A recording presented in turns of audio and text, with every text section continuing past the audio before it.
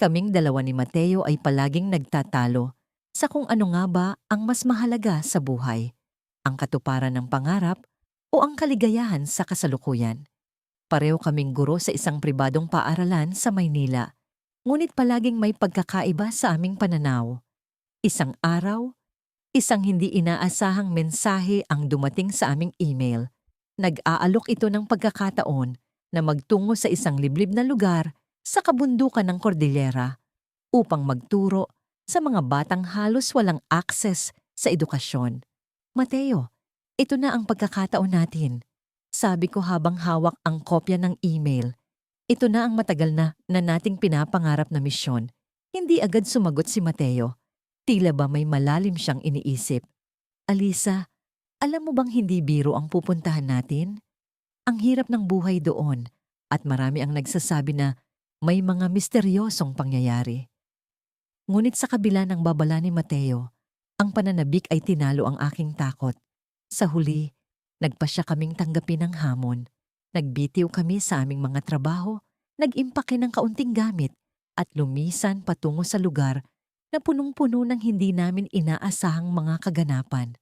Pagdating namin sa lugar, bumungad sa amin ang tanawin ng kabundukan na tila ba walang katapusan. Nakakatakot at nakakaengganyo ang pagdating sa isang lugar na parang ibang mundo. Ang hangin dito ay malamig at sariwa, ngunit may kakaibang kilabot na bumabalot sa amin. Sa unang araw ng aming pagtuturo, sinalubong kami ng mga bata sa maliit na kubo na nagsisilbing paaralan. Napuno ang aming puso ng kasiyahan sa kanilang pagkasabik na matuto. Ngunit sa likod ng kanilang mga ngiti ay may mga matang nagkukubli ng takot at pag-aalala. Huwag kang mag-alala, Alisa. Kakayanin natin ito, sabi ni Mateo habang naglalakad kami pauwi mula sa paaralan. Ngunit sa gabi, habang nag-aagahan kami, biglang may narinig kaming kakaibang tunog mula sa labas ng aming tinutuluyan. Isang malakas na tunog ng mga sanga ng puno ang narinig na tila ba may bumagsak. Tumayo si Mateo at dahan-dahang lumabas ng bahay upang tingnan ang nangyari. Naiwan akong mag-isa, nakaramdam ng malamig na hangin na tila ba dumadaloy sa aking mga ugat. Ilang sandali pa, bumalik si Mateo, ang kanyang mukha ay maputla at puno ng pag-aalala. May nakita akong kakaiba sa paligid. Bulong niya, hindi ko alam kung tao o hayop, pero may kakaibang presensya. Sa mga sumunod na araw, patuloy ang aming pagtuturo, ngunit hindi maalis sa aming isipan ang mga kakaibang pangyayari sa gabi. Ang mga bata ay tila ba may alam, ngunit pinipili nilang manahimik. Ang kanilang mga mata ay puno ng takot na hindi nila maipaliwanag. Isang araw, habang naglalakad kami pauwi, biglang may lumapit sa amin na isang matandang lalaki. "Huwag kayong magkamali," sabi niya. Ang lugar na ito ay may mga lihim na hindi dapat galawin. Naguluhan kami ni Mateo sa mga sinabi ng matanda. Ano ang ibig niyang sabihin? Ano ang lihim na tinutukoy niya? Sa gabing iyon, muling nagkaroon ng kakaibang tunog sa labas. Ngunit sa pagkakataong ito, mas malakas, mas malapit. Hindi na namin kayang baliwalain ang mga nangyayari. Habang papalapit ang tunog, ang aming puso ay bumilis ang tibok. Tila ba may paparating na panganib. Sa isang iglap, may kumatok sa aming pintuan. Pagbukas namin, tumambad sa amin ang isang batang babae. Ang kanyang mukha ay puno ng takot. "Tulungan ninyo ako," sabi niya. At dito nagsimula ang hindi inaasahang paglalakbay na magdudulot ng pagbabago sa aming buhay. Pagdating namin sa baryo ng San Isidro, sinalubong kami ng malamig na hangin at ng mga ngiti ng mga bata. Ako si Lina at ang kaibigan kong si Marco ay kasama ko sa misyon naming magturo sa isang liblib na lugar. Matapos ang mahabang biyahe mula sa lungsod, dama ko ang pagod, ngunit mas nangingibabaw ang pananabik na makilala ang aming mga magiging estudyante. Ang paaralan ay may 3 silid-aralan lamang, gawa sa kahoy at yero, na tila lumana, ngunit puno ng alaala ng pagkatuto. Sa unang araw namin, Agad kong napansin ang kakulangan sa kagamitan. Ang mga upuan ay sira-sira at ang pisara ay halos hindi na makita dahil sa kapal ng alikabok. Gayunpaman, ang mga mata ng mga bata ay puno ng kislap at pag-asa at iyon ang nagbigay sa akin ng lakas. Si Marco ay abala sa pag-setup ng kanyang laptop at projector. Isa siyang bihasa sa teknolohiya at plano niyang ipakita sa mga bata ang iba't ibang bahagi ng mundo gamit ang makabagong kagamitan. Habang pinapanood ko siyang nagtatrabaho, napaisip ako kung paano namin maipaparamdam sa mga batang ito na kaya nilang abutin ang kanilang mga pangarap, gaano man kalayo ang kanilang kinaroroonan. Alam mo, Lina, sabi ni Marco, habang tinitingnan niya ako mula sa likod ng kanyang laptop. Hindi lang tayo nagtuturo dito. Tayo rin ay natututo mula sa kanila. Ngumiti ako sa kanya at sumang-ayon. Sa unang araw pa lang, natututunan ko na ang kahalagahan ng pagtitiyaga at pananampalataya. Hindi madali ang sitwasyon ng mga bata. Marami sa kanila ang naglalakad ng ilang kilometro araw-araw para lamang makapasok sa paaralan. Ngunit sa kabila nito, hindi mo maririnig ang reklamo mula sa kanila. Nang magsimula na ang klase, pinakilala kami sa mga estudyante. Ako si Guro Lina at si Guro Marco ang kasama ko. Kami ay nandito upang samahan kayo sa inyong pag-aaral at pag-abot ng inyong mga pangarap. Sabi ko, isang munting batang babae na nagngangalang Ana ang nagtaas ng kamay. Guro, ano po ang pangarap ninyo? Tanong niya. Napangiti ako sa kanyang tanong. Ang pangarap ko ay makapagbigay ng inspirasyon sa inyo upang matupad ninyo ang inyong mga pangarap. Sagot ko. Napatingin ako kay Marco na tila may gustong sabihin. Bata pa lang ako. Pangarap ko nang maging guro tulad ninyo. Ani Marco. At ngayon, kasama ko ang isa sa pinakamahusay na guro na kilala ko. Natutupad ko na rin ang pangarap ko. Naging masigla ang aming mga klase. Sa bawat araw na lumilipas, unti-unti naming nakikita ang pagbabago sa mga bata. Sila ay nagiging mas aktibo sa klase at ang kanilang mga tanong ay mas nagiging mapanlikha. Ngunit hindi rin maiiwasan ang mga pagsubok. Isang araw, isang malakas na bagyo ang dumating at sinira ang bubong ng isa sa mga silid-aralan. Ngunit hindi kami nagpatinag. Sa tulong ng mga magulang at ng komunidad, sama-sama naming inayos ang nasira. Tila isa itong paalala na sa kabila ng mga unos, ang pagkakaisa ang susi upang makabangon. Isang hapon, habang kami ni Marco ay nagpapahinga sa ilalim ng isang puno, napansin kong tila may iniisip siya. Anong problema, Marco? Tanong ko. May kakaiba akong napansin, Lina, sagot niya. Kahapon, nang naglalakad ako pauwi, may narinig akong usapan mula sa mga matatanda sa baryo. May plano raw ang isang malaking korporasyon na gawing minahan ng lugar na ito. Nagulat ako sa kanyang sinabi. Paano ang mga bata? Paano ang paaralan? Tanong ko, dama ang pag-aalala. Yun nga ang problema, patuloy ni Marco.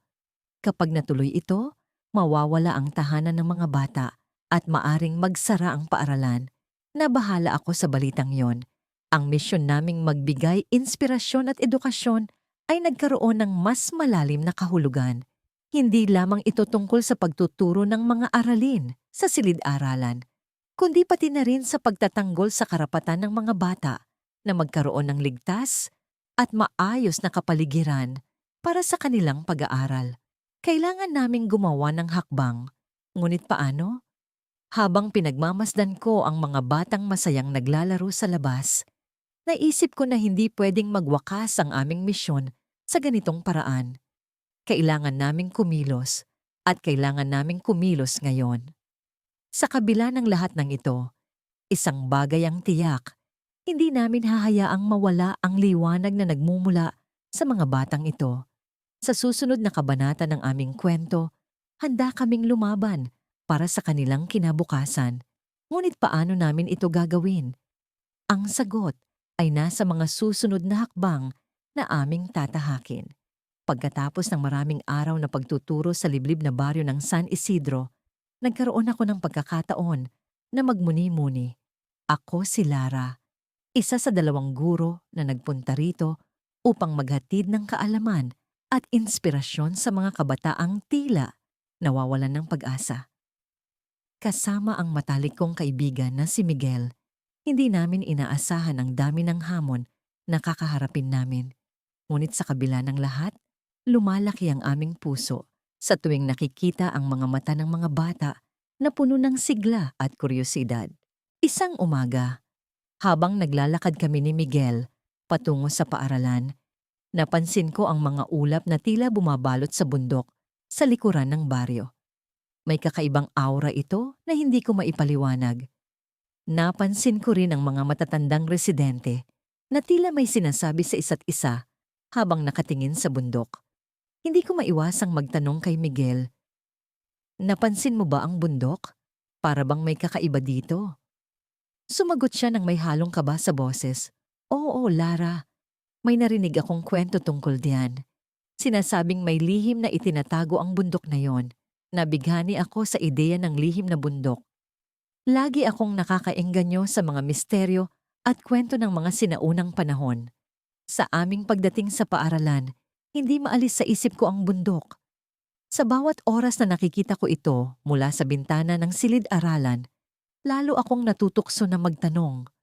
Nang matapos ang klase, sinamantala ko ang pagkakataon upang kausapin ang isa sa mga estudyante namin, si Lito, na tila may alam tungkol sa bundok.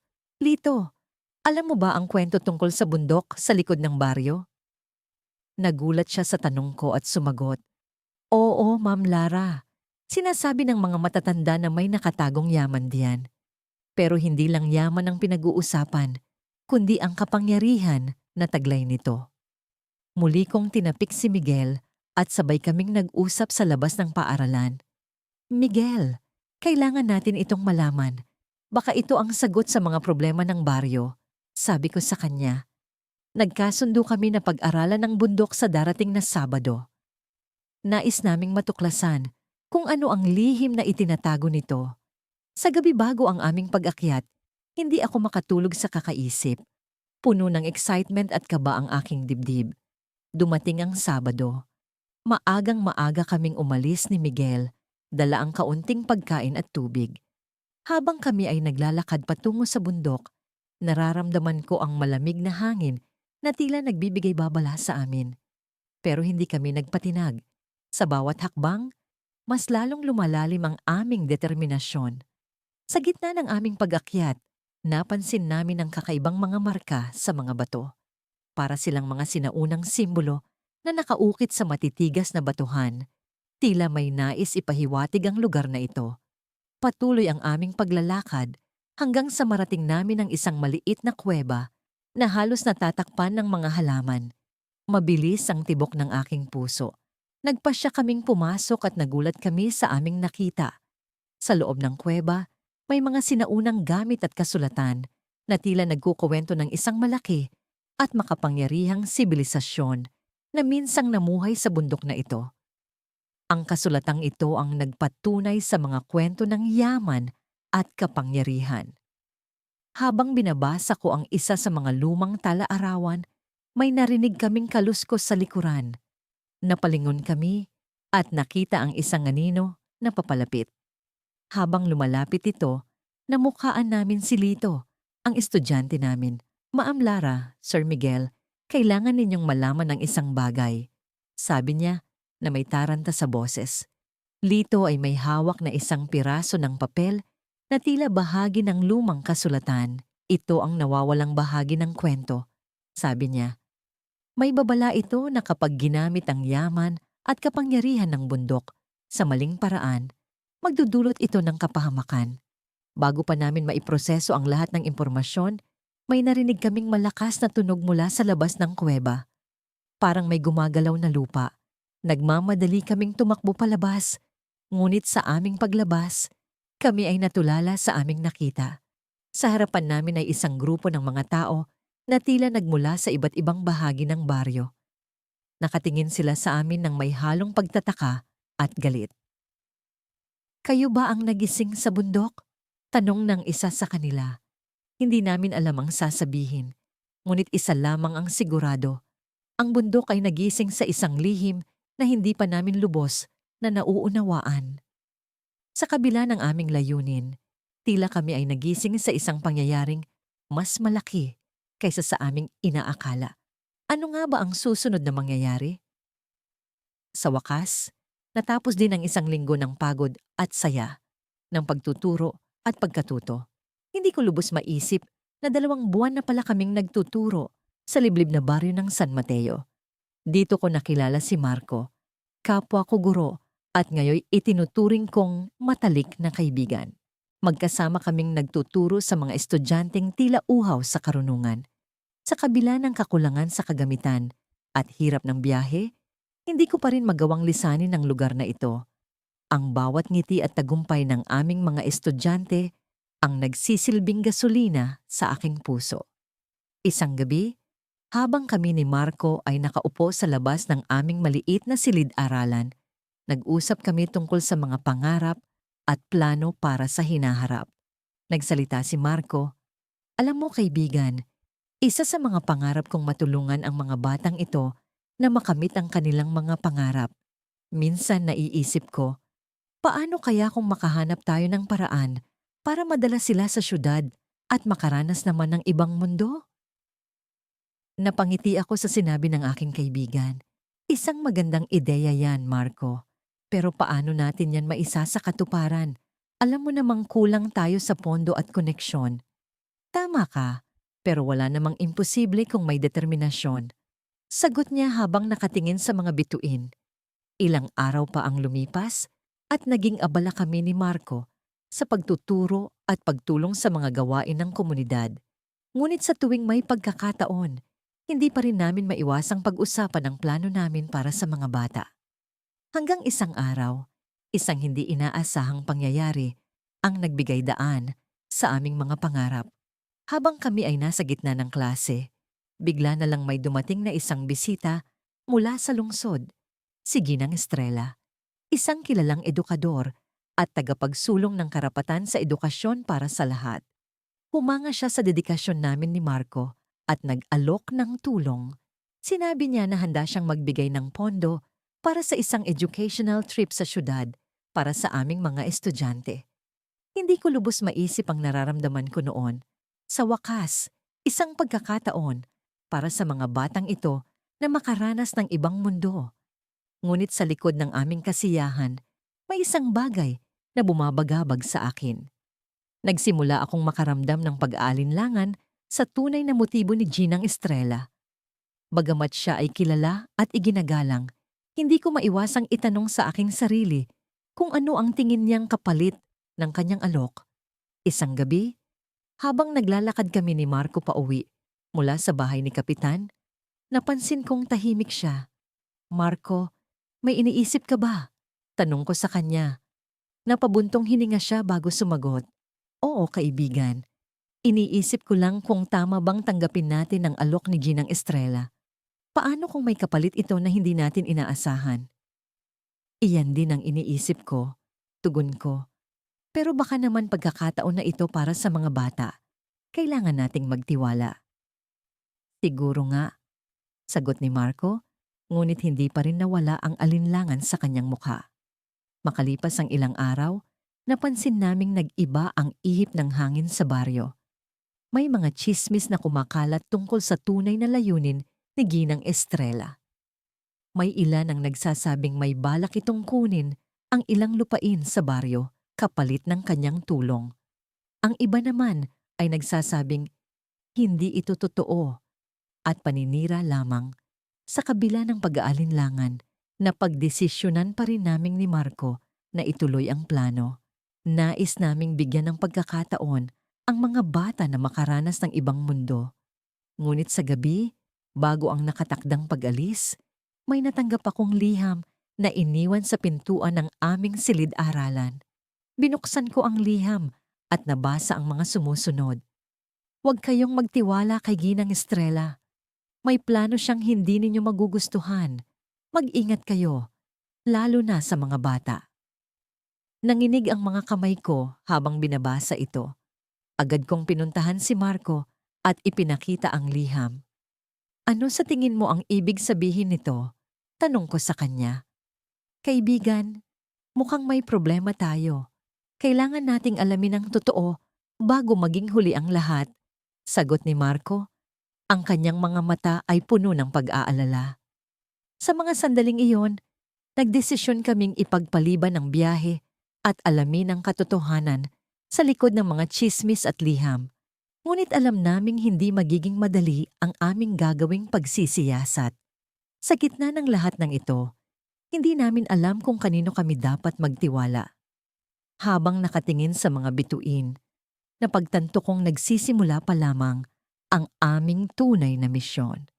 Isang misyon na hindi lamang para sa edukasyon, kundi para sa katotohanan at katarungan. Hindi ko alam kung saan kami dadalhin ng aming paghahanap, ngunit alam kong hindi kami susuko ni Marco hanggat hindi nalalaman ang katotohanan. Sa mga susunod na araw, sisimulan naming ni Marco ang aming pagsisiyasat. Ngunit sa kabila ng aming determinasyon, isang tanong ang patuloy na bumabagabag sa akin. Ano nga ba ang totoong layunin ni Ginang Estrella? At paano nito mababago ang aming misyon sa baryo ng San Mateo? Ang buhay sa liblib na baryo ng San Isidro ay tila isang paglalakbay sa isang mundo na puno ng mga pangarap at pag-asa. Bilang mga guro, ako at si Lino ay nagtutulungan upang magbigay liwanag sa mga kaisipan ng mga kabataan, nagpapalaganap ng kaalaman sa kabila ng mga limitasyon ng aming kapaligiran. Ngunit sa likod ng bawat ngiti at tagumpay na aming natamo, may mga lihim na lalong nagpatibay sa aming pagkakaibigan at sa aming misyon. Alam mo, Lino, simula ko isang umaga, habang kami ay naglalakad patungo sa paaralan, kapag nakikita kong nag-e-ensayo ang mga bata para sa kanilang paligsahan sa dula, parang nahihikayat akong bumalik sa mga panahon na natuto tayong mangarap. Tumawa si Lino. Ang kanyang mga mata ay kumikislap sa sikat ng araw. Oo, talagang nakakatuwa silang panoorin. Sino ang mag-aakala na ang mga batang ito ay may taglay na talento na naghihintay lamang ng pagkakataong magningning? Sa bawat araw na lumilipas, mas lalo naming nararamdaman ang halaga ng aming misyon. Ang aming silid-aralan ay naging kanlungan ng mga kwento at pangarap ng mga bata, at ang kanilang mga tanong ay nagsilbing hamon sa aming dedikasyon. Ngunit sa kabila nito, may isang tanong na pilit na bumabagabag sa aking isipan. Ano ang tunay na dahilan kung bakit kami narito sa San Isidro? Isang gabi, habang kami ay nagkakape sa ilalim ng mga bituin, hindi ko na napigilan ang aking sarili. Lino, may nais akong itanong sa'yo. Bakit ba talaga tayo nandito? Napatingin siya sa akin. Tila ba nag-iisip ng malalim. Alam mo, hindi lang ito tungkol sa pagtuturo.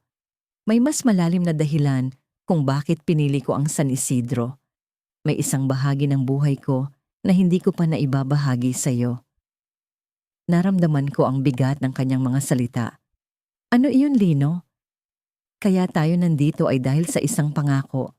Sagot niya, ang kanyang boses ay puno ng emosyon.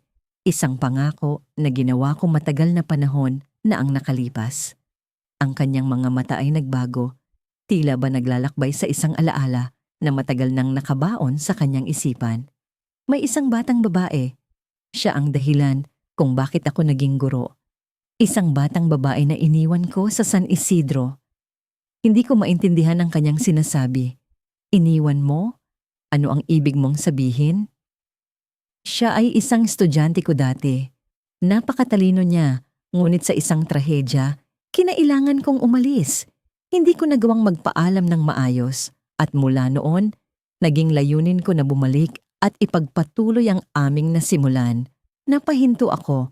Ang aking isip ay puno ng katanungan. Sino ang batang ito?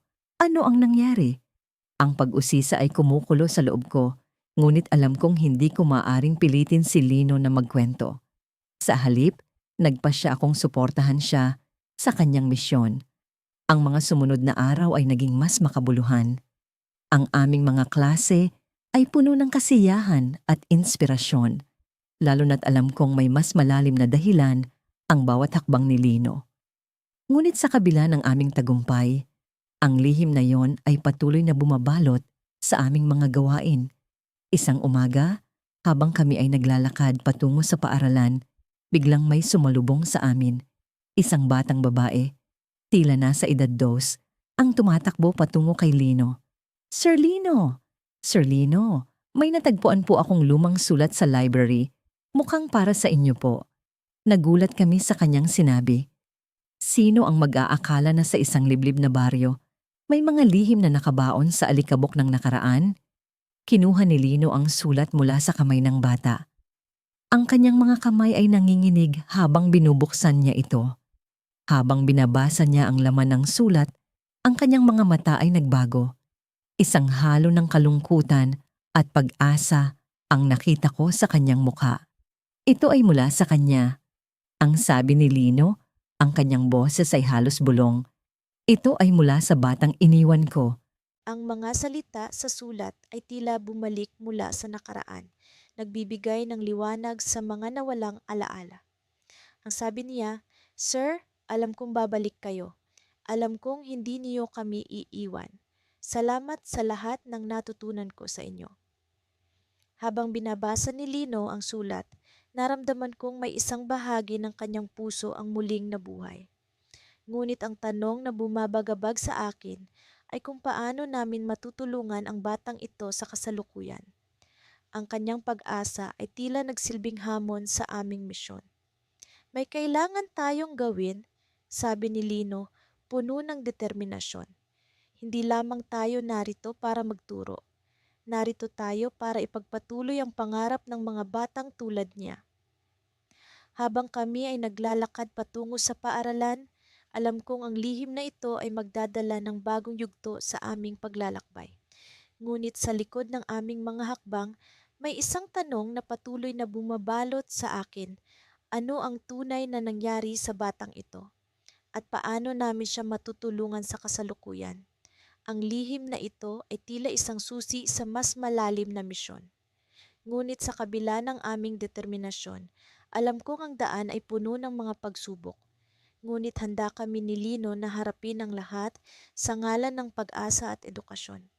Sa kabila ng mga hamon na aming hinarap, hindi namin inakala ni Lila na ang aming misyon sa liblib na baryong ito ang magiging simula ng isang mas malalim na pag-unawa sa kahulugan ng pagiging guro.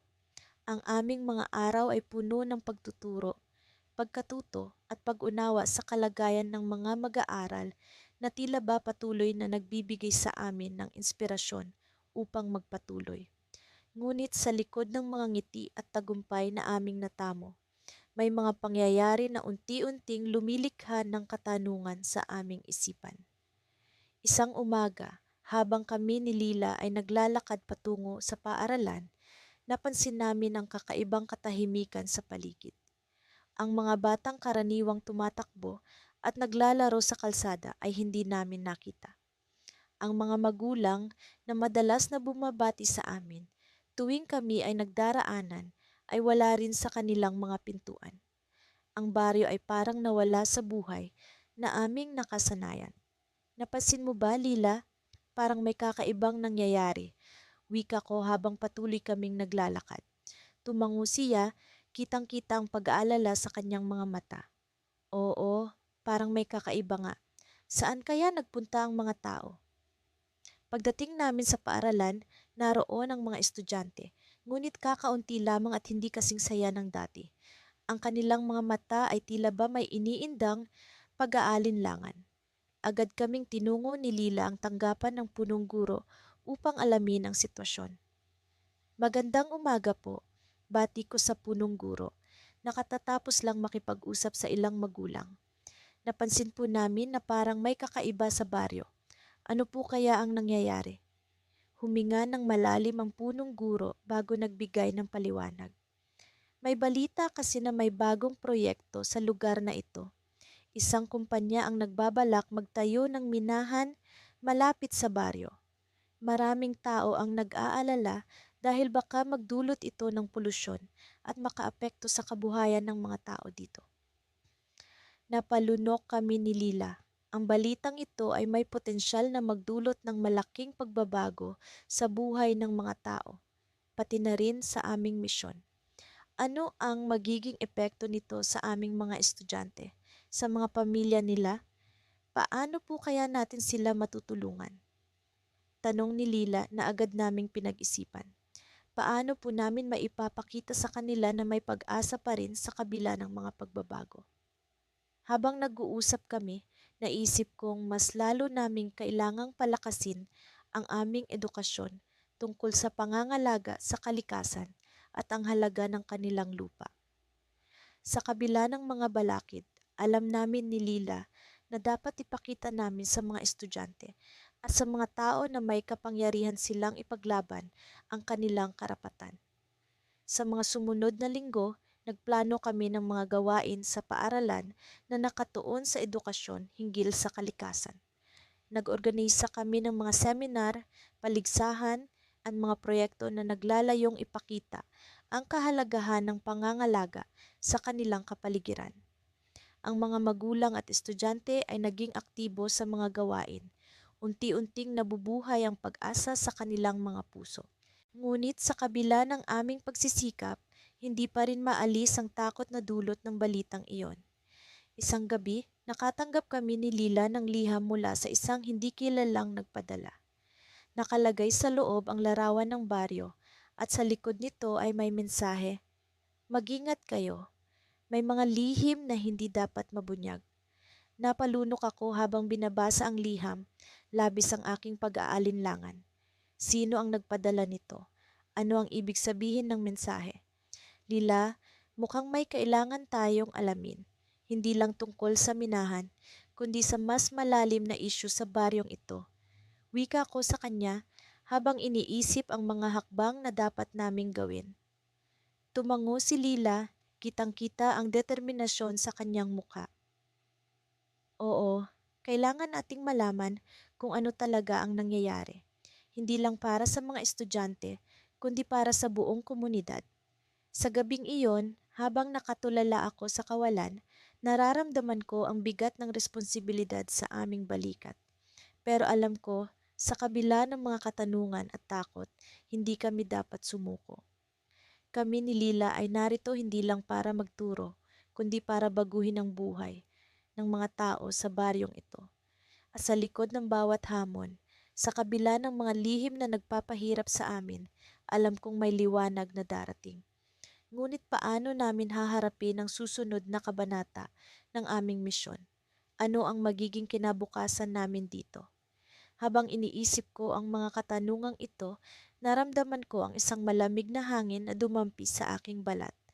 Nagsimula nang bumuhos ang ulan, tila ba sinasalamin ng mga alaala at takot na bumabalot sa amin. Ngunit sa kabila nito, buo ang aming loob ni Lila. Kailangan naming malaman ang lihim na bumabalot sa baryong ito, kahit ano pa man ang mangyari. Sa tuwing bumabalik ako sa alaala ng mga unang linggo namin sa liblib na baryo ng San Isidro, hindi ko maiwasang mamangha sa kung paano nagbago ang buhay namin ni na Aling Marta. Ang pakikipagsapalaran namin bilang mga guro sa lugar na ito ay tunay na naging isang makabuluhang karanasan. Sa kabila ng mga pagsubok, ang kasiyahan ng aming mga estudyante at ang pag-unlad ng komunidad ay walang kapantay na gantimpala. Isang umaga, habang naglalakad kami ni Aling Marta papunta sa paaralan, mapapansin ang kakaibang sigla sa paligid. Ang malamig na hangin ay tila may daladalang bagong simula. Ang mga punong kahoy ay sumasayaw sa ritmo ng hangin at ang mga ibon ay bumubuo ng awit ng pag-asa. Sa aming pag-uusap, napagdesisyunan naming magpatupad ng isang bagong proyekto, isang buwanang pagtitipon kung saan ang mga magulang at estudyante ay magkakaroon ng pagkakataon na magbahagi ng kanilang mga natutunan at karanasan. Sa aming pagdating sa paaralan, sinalubong kami ng mga ngiti ng mga bata. Ang kanilang mga mata ay puno ng kuryosidad at pagnanasa sa kaalaman. Bawat isa sa kanila ay may kwento. Isang kwento ng pag-asa, ng pangarap, at ng determinasyon. Sa araw na iyon, ipinakilala namin ang proyekto sa klase. Agad na nagliyab ang kanilang mga mata sa ideya ng pagsasama-sama ng komunidad para sa isang mas makabuluhang layunin. Lumipas ang mga araw at ang aming proyekto ay unti-unting nabigyang buhay. Naging abala kami ni Aling Marta sa pag-aayos ng mga detalye, mula sa pag-iipon ng mga kwento ng mga bata hanggang sa paglikha ng mga aktibidad na magpapalakas sa kanilang tiwala sa sarili. Ang bawat hakbang ay puno ng sigla, bawat pag-uusap ay puno ng pag-asa. Ang aming mga estudyante ay naging inspirasyon sa aming bawat galaw. Ang kanilang dedikasyon ay nagsilbing gasolina sa aming layunin. Isang umaga, habang masigasig kaming naghahanda para sa unang pagtitipon, bigla kong napansin ang kakaibang kilos ni Aling Marta. Ang kanyang mga mata ay tila may dinadalang alalahanin, ngunit pinilit niyang itago ito sa likod ng isang nangiti. Hindi ko maiwasang magtanong, "May problema ba, Marta?" Sa una, nag-atubili siya, ngunit sa huli ay nagpasya siyang buksan ang kanyang saloobin.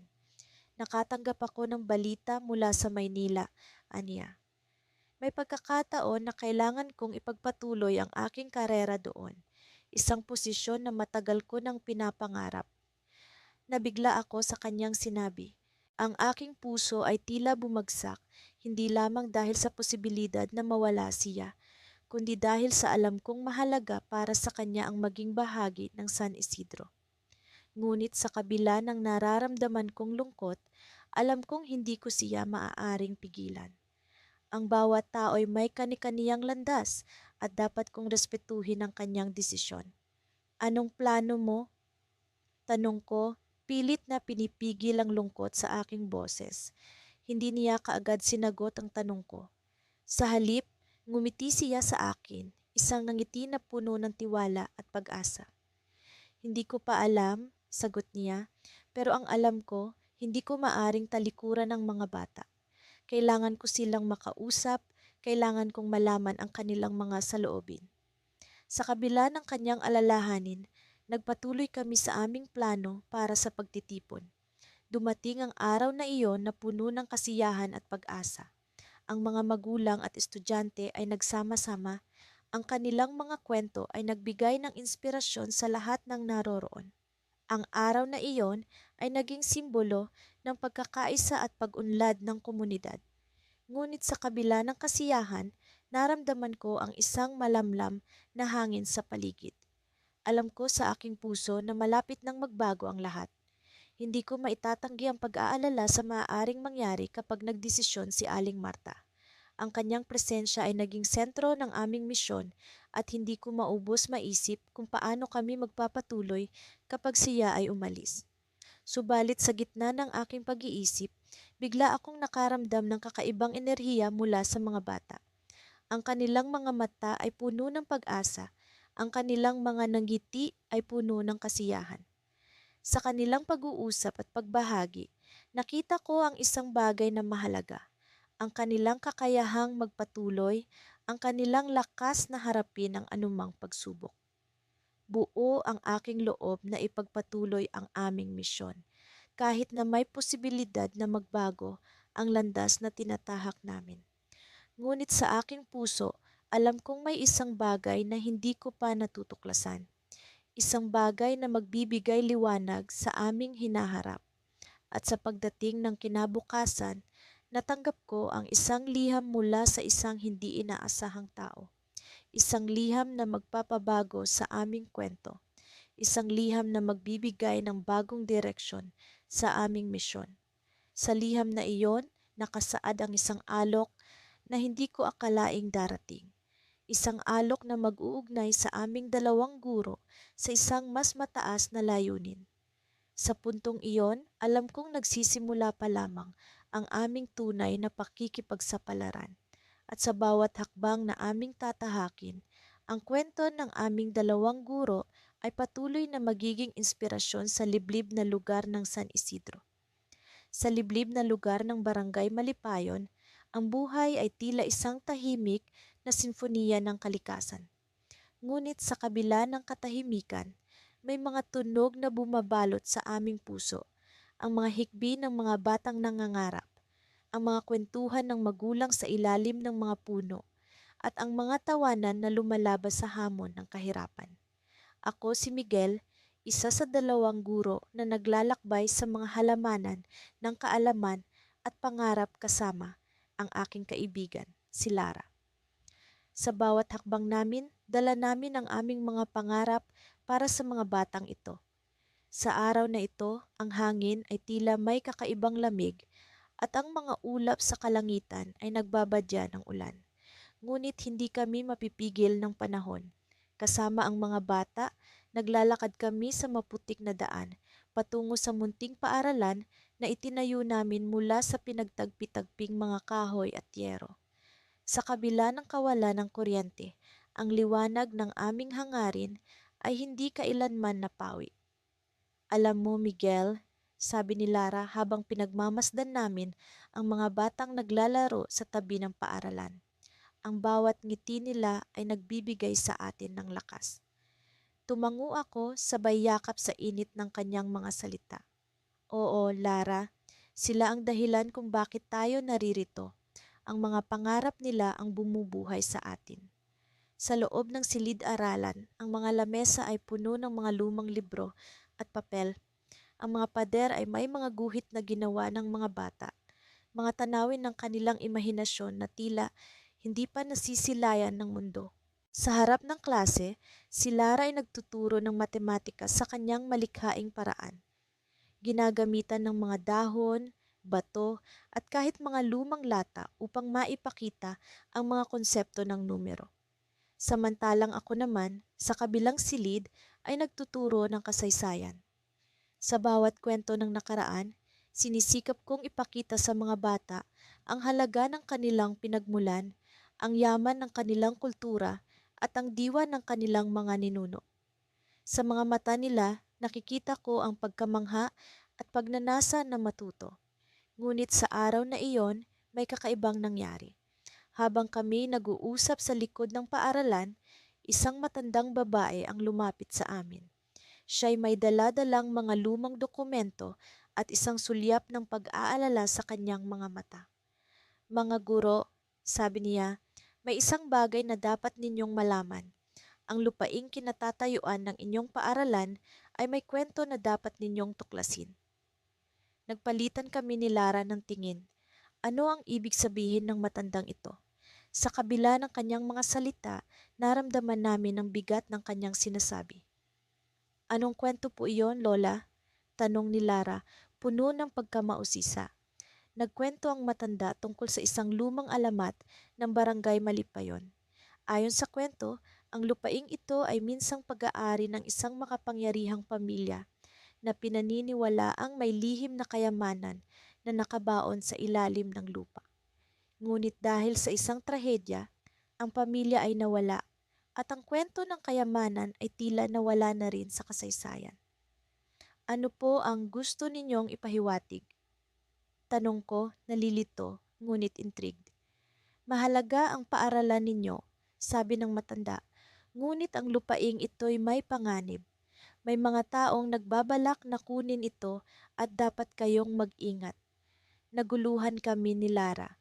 Paano ito makakaapekto sa aming misyon? Ang paaralang ito ay ang aming pangarap para sa mga bata. Ngunit ano ang tunay na kahulugan ng kwentong ito? Habang umuuwi kami, hindi maalis sa isip namin ang sinabi ng matanda. Sa bawat hakbang sa maputik na daan, ramdam namin ang bigat ng mga posibilidad. Handa ba kaming ipaglaban ang paaralang ito laban sa mga balak na hindi pa namin nauunawaan? Sa gabi, habang nag-uusap kami sa ilalim ng mga bituin, sinabi ni Lara, Miguel, ano sa palagay mo ang dapat nating gawin? Sa tingin ko, sagot ko, dapat nating tuklasin ang katotohanan. Ang paaralang ito ay mahalaga, hindi lamang para sa atin, kundi para sa mga bata. Ngunit bago pa man kami makapagplano ng susunod na hakbang, biglang may narinig kaming mga yabag sa dilim. Sa gilid ng aming mga mata, isang anino ang gumalaw, tila may nagmamatsyag sa amin. Miguel, bulong ni Lara. May tao sa paligid. Sa isang iglap, naramdaman namin ang panganib na dulot ng mga lihim ng lupaing ito. Ano ang tunay na balak ng mga taong ito? At paano namin maipagtatanggol ang aming pangarap para sa mga batang ito laban sa mga balak na hindi pa namin nauunawaan? Sa ilalim ng mga bituin, nagsimula ang isang bagong kabanata ng aming misyon, isang hamon na puno ng panganib at pag-asa. Sa aming paglalakbay bilang mga guro sa liblib na lugar na ito, hindi ko inakala na magiging ganito kalalim ang koneksyon namin sa mga estudyante. Isang umaga, habang papunta kami ni Lila sa paaralan, napansin namin ang kakaibang sigla ng mga bata. Tila may espesyal na araw na hindi namin alam, kaya naman nagtanong kami sa kanila. Ma'am, may sorpresa po kami para sa inyo. Masiglang sabi ni Anita, isa sa mga pinakamatalino ngunit mahiyain naming estudyante. Nagkatinginan kami ni Lila, parehong nagtataka at sabik sa kung ano ang sorpresa ng mga bata. Pagdating namin sa silid-aralan, nagulat kami sa nakahandang munting programa. Ang mga estudyante sa kanilang munting paraan ay nag-organisa ng isang maikling pagtatanghal para ipakita ang kanilang pasasalamat sa amin. Isa-isang lumapit ang mga bata, nagbigay ng munting mensahe at naghandog ng simpleng awitin at sayaw. Habang pinapanood ko ang kanilang pagtatanghal, na puno ng emosyon ng aking puso. Isang bagay ang malinaw sa akin, hindi lang basta guro ang turing nila sa amin, kundi mga kaibigan at pangalawang magulang. Sa kabila ng hirap ng buhay sa lugar na ito, nakita ko ang liwanag sa kanilang mga mata, ang pag-asa na dala ng edukasyon. At sa pagkakataong iyon, mas lalo kong naisip na tama ang desisyon naming manatili rito ni Lila. Ngunit sa gitna ng kasiyahan, may isang bagay na bumabagabag sa akin. Matagal ko nang napapansin ang kakaibang kilos ni Lila nitong mga nakaraang linggo. Madalas siyang tahimik at tila may malalim na iniisip.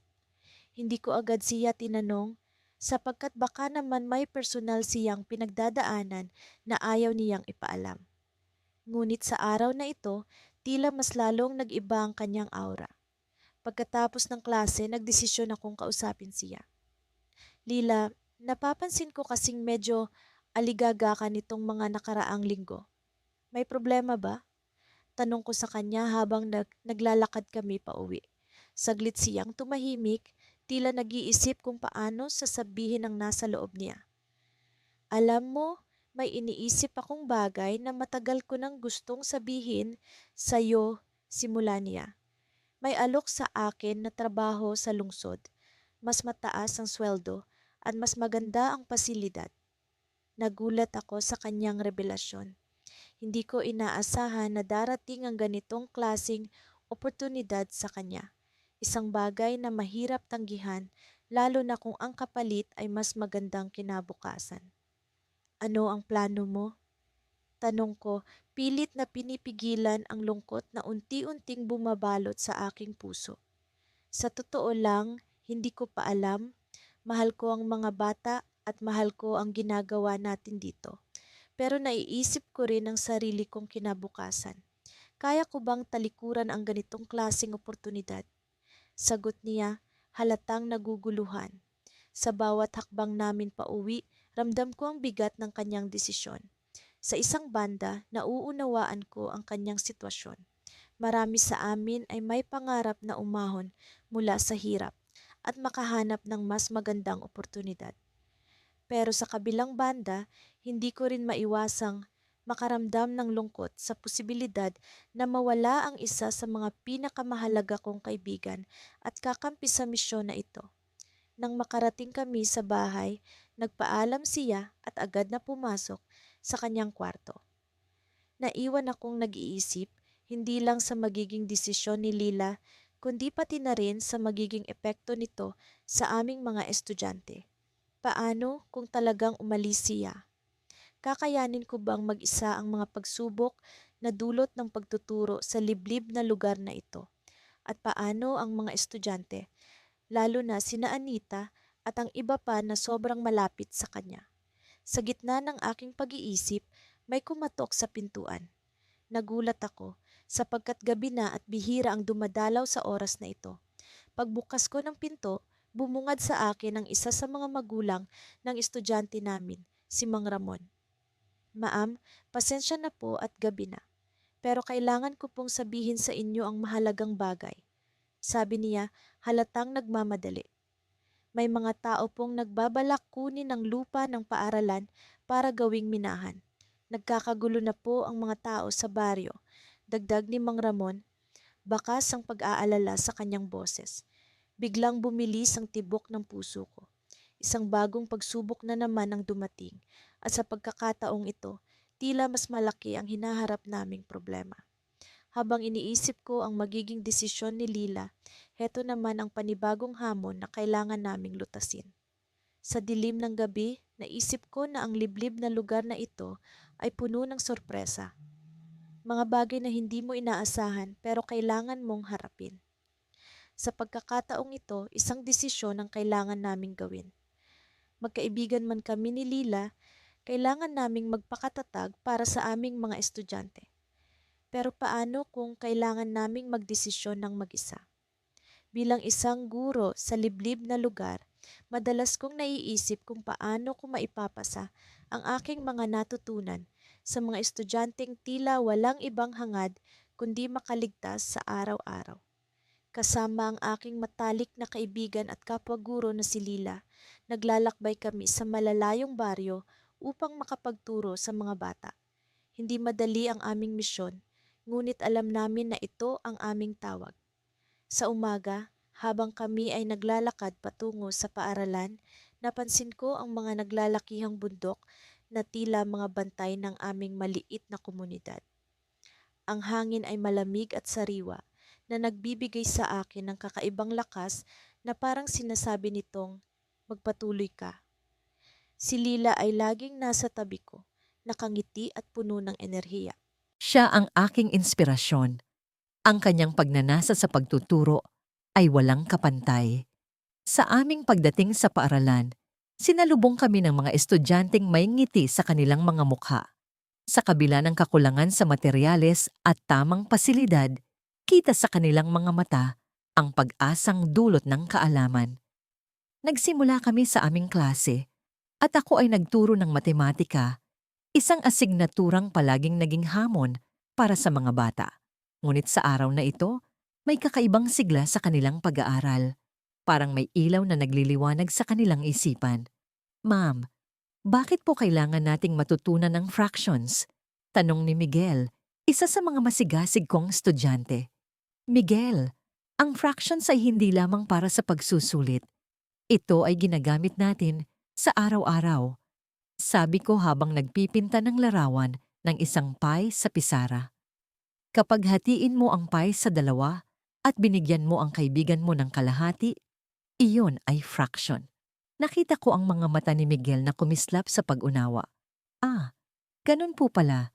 Salamat ma'am, sabi niya at bumalik sa kanyang upuan na may bagong sigla.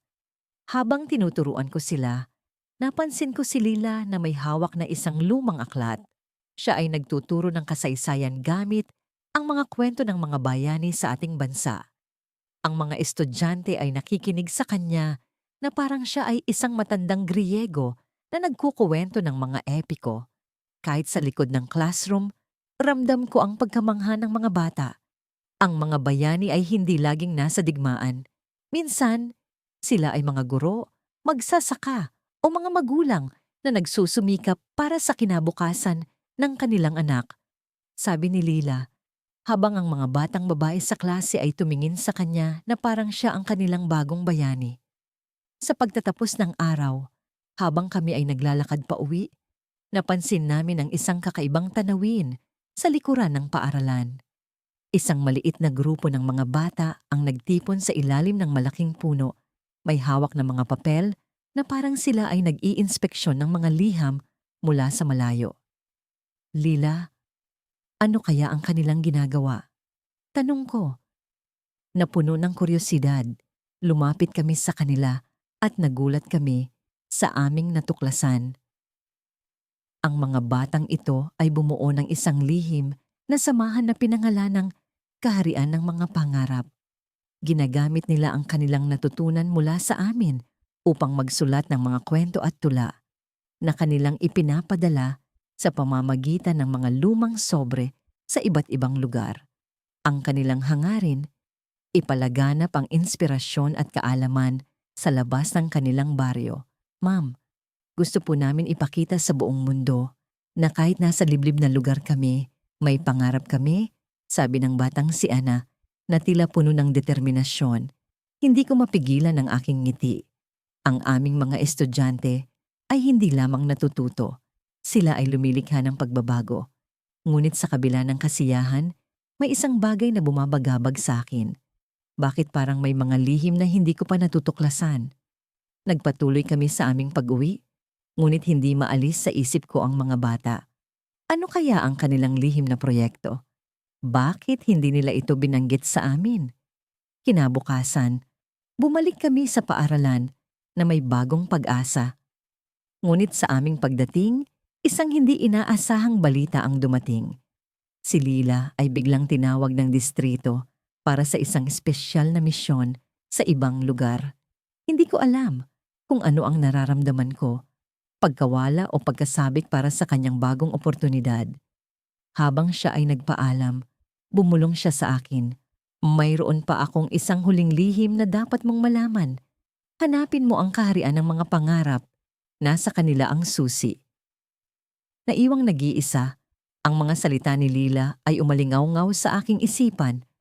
Ano ang kahulugan ng kanyang sinabi? Ano ang susi na aking hahanapin? Sa kabila ng kawalang katiyakan, alam ko na ito ay simula ng isang bagong kabanata. Ang aming munting komunidad ay puno ng mga lihim na kailangan kong tuklasin.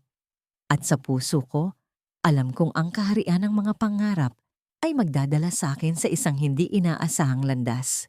Sa paglipas ng mga araw, mas lalong lumalalim ang aming koneksyon sa mga estudyante at sa komunidad.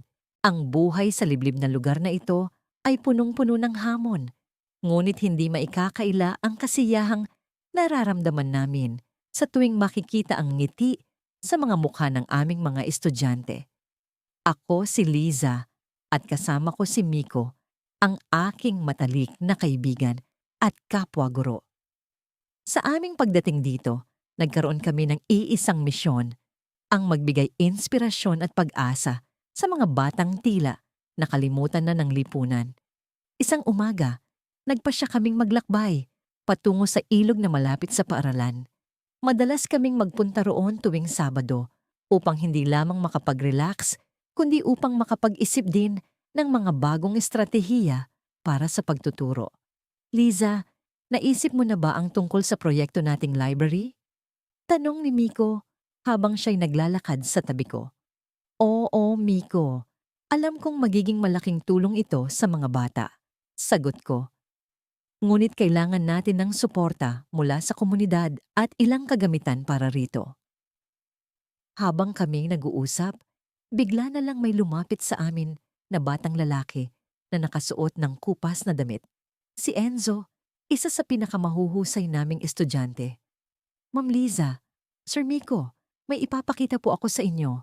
Ang sabi niya, puno ng kagalakan sa kanyang tinig.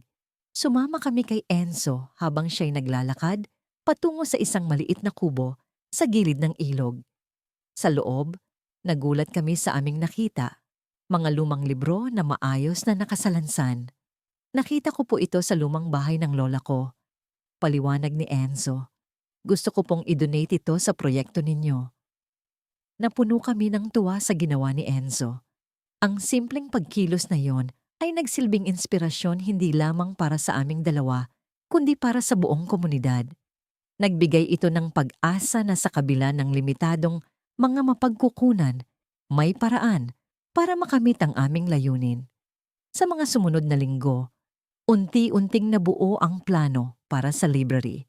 Nagdala si Miko ng ilang libro mula sa kanyang dating paaralan At ako naman ay nakipag-ugnayan sa ilang mga kaibigan upang makakuha ng karagdagang donasyon. Ang mga magulang ng aming mga estudyante ay nag-volunteer na rin upang tumulong sa pagtatayo ng maliit na silid-aklatan. Ngunit hindi lahat ay puro kasiyahan.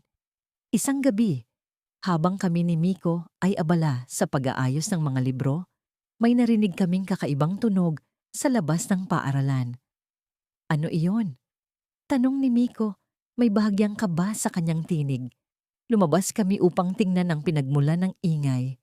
Sa madilim na kalawakan, may mga anino kaming nakita na gumagalaw sa likuran ng paaralan.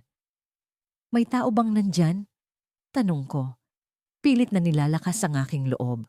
Walang sumagot, ngunit naramdaman namin ang kakaibang presensya. Sa aming paglapit, biglang tumakbo ang mga anino papalayo. Miko, kailangan nating malaman kung sino sila. Sabi ko, habang kami patuloy na nagmamasid sa paligid. Hindi namin alam kung ano ang kanilang pakay, ngunit alam namin na kailangan naming mag-ingat. Ang insidenteng ito ay nagdala ng takot at tanong sa aming isipan. Sino ang mga taong iyon? Ano ang kanilang gusto? At paano nito maaapektuhan ang aming misyon? Sa kabila ng pangyayaring yon, hindi kami natinag. Patuloy kaming nagtrabaho para sa aming mga estudyante. Ngunit sa bawat hakbang na aming ginagawa, nararamdaman namin ang bigat ng hindi pagkakaalam. Ang mga anino sa likod ng paaralan ay parang mga multong nagbabantay sa aming bawat kilos. Isang linggo matapos ang insidente, habang kami ni Miko ay naglalakad pa uwi mula sa paaralan, may nakita kaming papel na nakatuping maayos sa aming pintuan. Nakalagay dito ang mga salitang, "Mag-ingat kayo, huwag kayong makialam." Nagkatinginan kami ni Miko. Pareho naming nararamdaman ang kaba at ang misteryong bumabalot sa aming sitwasyon. Sino ang nag-iwan ng mensahe? At ano ang ibig sabihin nito para sa aming misyon? Sa kabila ng takot, alam namin na hindi kami maaaring magpatinag. Napakaraming umaasa sa amin at hindi namin hahayaang sirain ng takot ang aming mga pangarap para sa mga bata sa liblib na lugar na ito. Ngunit sa likod ng aming tapang, alam namin na may hamon kaming haharapin, isang hamon na maaaring magbago sa landas ng aming misyon. Sa mga susunod na araw, kailangan naming kumilos ng matalino. Kailangang malaman namin kung sino ang nasa likod ng mga anino at kung ano ang kanilang tunay na intensyon. Ang kwento namin ay hindi pa tapos at alam namin na ang anumang mangyari, kami ni Miko ay magkasama sa laban na ito. Sa aming pagdating sa barangay na ito, akala ko'y simpleng misyon lang ang haharapin namin. Ang magturo sa mga batang salat sa oportunidad. Ang magbigay ng inspirasyon sa mga kabataan na tila ba nawalan na ng pag-asa sa kanilang kinabukasan. Ngunit sa paglipas ng panahon, natuklasan namin ni Lita na hindi lang kami basta guro. Kami pala'y tagapagbago ng buhay. Isang umaga, habang kami na naglalakad papunta sa school, nakaramdam ako ng kakaibang kaba. Parang may nagbabanta sa kapayapaan ng lugar na ito. Kinuwento ko ito kay Lita, ngunit sa halip na mag-alala, ngumiti siya at sinabing, "Baka naman masyado kang nag-overthink, amiga. Siguro excited ka lang sa bagong proyekto natin." Minsan, talagang naiinggit ako sa kakayahan ni Lita na manatiling positibo kahit sa mga sitwasyong puno ng pag-aalala. Ako, sa kabilang banda, ay laging nag-aalala sa mga posibleng mangyari, mga plano, mga problema, mga solusyon. Ngunit sa araw na yon, ang pakiramdam ko'y iba talaga. Pagdating namin sa paaralan, sinalubong kami ng mga bata na may ngiti sa kanilang mga labi. Sa kabila ng kanilang kalagayan, makikita mo sa kanilang mga mata ang pag-asa. Ito ang dahilan kung bakit kami narito, upang pag-alabi ng apoy ng kanilang mga pangarap. Sa kanilang mga ngiti, unti-unti rin akong nakalimot sa agam-agam na bumabalot sa akin kanina. Ngunit sa kalagitnaan ng aming klase, narinig namin ang isang malakas na sigaw mula sa labas ng silid-aralan. Agad kaming lumabas ni Lita para tingnan kung ano ang nangyayari. Doon namin nakita si Mang Tomas, ang matandang naninirahan sa dulo ng barangay, na tila ba galit na galit. Hindi niyo ba alam kung ano ang nangyayari sa lugar na ito? Tanong niya, puno ng hinanakit ang boses. Nagkatinginan kami ni Lita, hindi alam kung paano sasagot. Ano pong ibig niyong sabihin, Mang Tomas? Tanong ko, pilit na pinapakalma ang sitwasyon. May mga taong nagbabalak na gawing minahan ang lugar na ito. At kapag nangyari iyon, paano na ang mga bata? Paano na ang kinabukasan nila? Bigla akong nakaramdam ng kilabot. Ang lugar na ito, na tila ba paraiso para sa mga bata, ay tila ba nagiging isang bangungot. Alam kong hindi ko maaaring baliwalain ang sitwasyong ito. Kailangan kong kumilos. Kailangan naming kumilos. Pero Mang Tomas, paano po natin malalaman kung totoo nga ito? Baka naman may ibang agenda lang ang mga nagkakalat ng balita. Sabi ni Lita, umaasang mali ang kanyang naririnig. Nagpunta sa bahay ko ang mga kinatawan ng kumpanya. Sila mismo ang nagsabi sa akin. Hindi ko ito gawa-gawa lang, mga guro. Paliwanag ni Mang Tomas. Sa pagkakaalam ko, ang edukasyon ang susi sa magandang kinabukasan. Pero paano kung ang kinabukasan na yon ay unti-unting inaagaw ng mga makasariling interes? Paano kung ang mga pangarap ng mga batang ito ay unti-unting nauupos dahil sa pagnanasa ng iilan? Kinailangan naming mag-isip ni Lita. Kinailangan naming magdesisyon kung paano haharapin ang krisis na ito. Alam naming hindi magiging madali ang laban, pero alam din namin na hindi kami pwedeng basta magpatalo. Siguro kailangan nating makipag-usap sa barangay kapitan. Kailangan nating malaman kung ano ang plano nila at kung paano natin maipagtatanggol ang kinabukasan ng mga bata. Mungkahi ko kay Lita. Tumango siya, sumasang-ayon sa aking plano. Ngunit sa likod ng kanyang mga mata, nakita ko ang takot. Takot sa kung ano ang mangyayari sa lugar na ito at sa mga batang umaasa sa amin. Ngunit sa kabila ng takot, nakita ko rin ang determinasyon. Determinasyong hindi matitinag. Determinasyong hindi magpapatalo. Habang papunta kami sa barangay hall, bigla kong naisip na baka ang kaba kanina ay isang babala. Isang babala na may mas malaking laban kaming haharapin. Sa bawat hakbang namin ni Lita, nararamdaman ko ang bigat ng responsibilidad sa aming mga balikat. Pero alam kong hindi kami nag-iisa. Kasama namin ang mga bata, ang mga magulang, at ang buong komunidad na handang ipaglaban ang kanilang kinabukasan. Sa pagpasok namin sa barangay hall, isang malaking sorpresa ang bumungad sa amin. Ang barangay kapitan ay kausap ang mga kinatawan ng kumpanya. Nagkaroon ng tensyon sa silid at kahit papaano, naramdaman kong ito'y magiging simula ng isang mas malaking laban. At doon ko naramdaman ang tunay na twist sa aking damdamin. Ang kaba pala kanina ay hindi lang basta takot. Ito'y simula ng isang pag-aalsa, simula ng isang pag-asa. Ang kinabukasan ng barangay na ito ay nasa aming mga kamay at alam kong hindi kami papayag na ito'y maagaw.